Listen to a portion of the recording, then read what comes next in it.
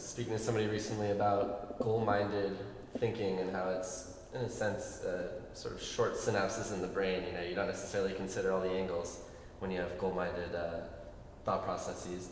So, as say a college student, let's say, or somebody who wants to make a difference in this world, what sorts of things can we be doing to help? Because oftentimes we feel a little bit embedded in this society, embedded in this system.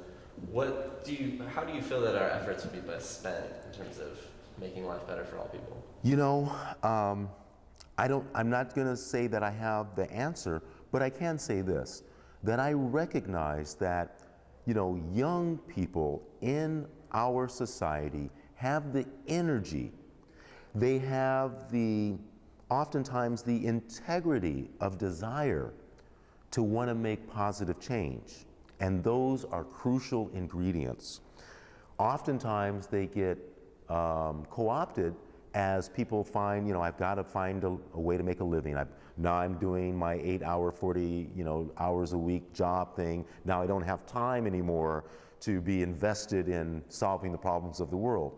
And this is how, what happens for most people as they become adults and, take on their adult life. They get married, have children, responsibilities and economic pressures and all these kinds of things ensue.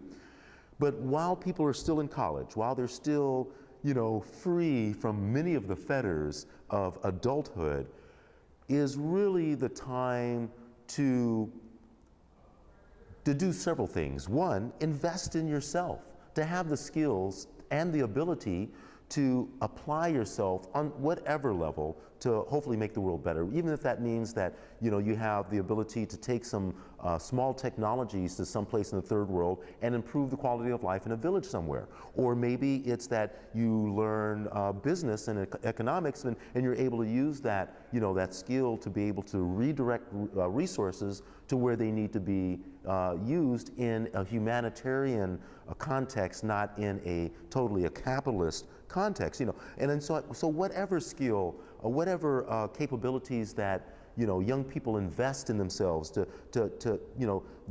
that's a plus, because whatever you learn and you invest in yourself as a skill and knowledge and all of that, you take with you into life, and you can take that anywhere in life, and you then become a valuable resource yourself. And in fact, that's what I'm really, what I would say is like the idealized version of what I want to see every human being on this planet having the ability to be able to do, to be able to say, okay, I can grow up, and I can say, I have an interest in whatever it may be, and I can pursue that interest and develop myself and make myself a valuable commodity for humanity and whatever it may be. Even if I'm doing art and music, that I enrich the society with that in a cultural sense, or if I'm good at mathematics, that I'm able to take that and apply it in such a way that humanity is able to benefit from that knowledge and that skill, or engineering or design or whatever it may be. But when so many human beings on our planet don't have the ability to even raise a family or get an education or to learn a skill, that's capacity, that's capability that we're marginalizing and throwing away. That's ingenuity, that's discovery, that's a scientist that might find a cure to some incurable disease, or discover a new use for some plant medicine, or a new way of doing yoga, or a new way of implementing new technologies. We're just throwing all that potentiality away. So young people, invest in yourself, become potentially rich, so that you can take that potential out in the world and do something with it. Now, the other part is stay engaged. You got to stay engaged to know what's going on in the world, so that you can know how to apply what you've invested yourself in, and know ways that you can make a difference and to be a contribution to humanity. I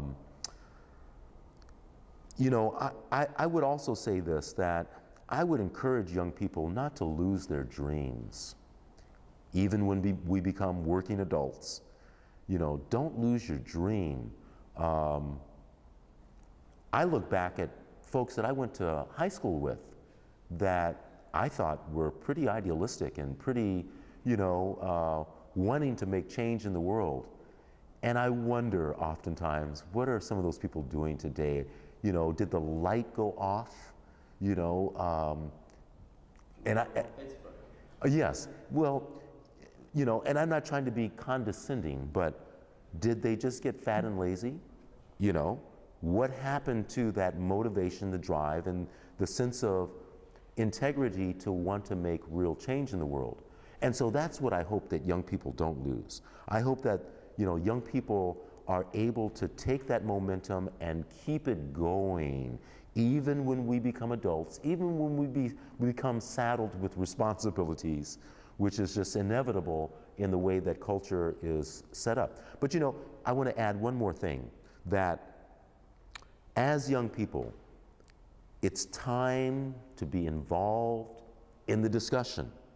Doesn't mean you're going to have a solution, but if you're not engaged in the discussion, you know, solutions are not just going to pop out of thin air by themselves.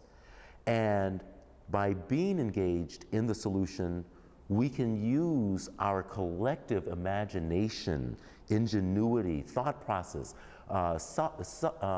problem-solving capabilities to look at and explore what those solutions might potentially be. But if we're not engaged in the discussion, then all of that becomes a moot exercise, and we're just stuck with whatever is thrown at us. And one of the things that I believe that we need to be doing right now for the developing third world is creating alternative models of development. Because if all that exists are the current models, then obviously that's all people will have to follow and to build their current idea of society off of. So creating new models, new interpretations, you know, new ways of implementing design and technology that has a long-term sustainable sensibility about it, that incorporates maybe new materials or new ways of using materials, new approaches just entirely,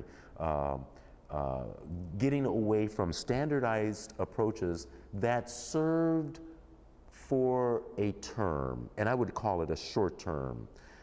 And that's great. You know, maybe it helped us to get to a place where we can launch ourselves to another reality. But we can't use the launching platform and think that that is the reality, because it's not. And clearly all the evidence tells us that it's not.